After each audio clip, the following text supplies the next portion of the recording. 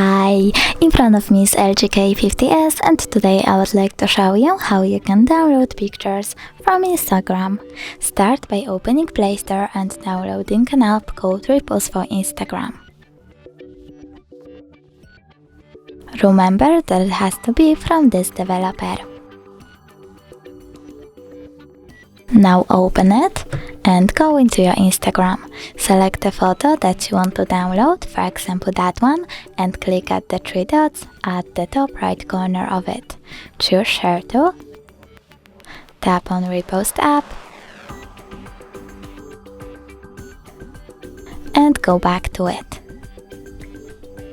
Pick one of the options and click on the photo. Now tap on this square icon to remove the label or place it somewhere else by clicking on any other option.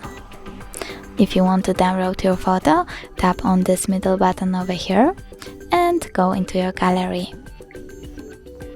As you can see, my picture was successfully downloaded. Thanks so much for watching. If you enjoyed this video, don't forget to leave a like, comment and subscribe. Bye!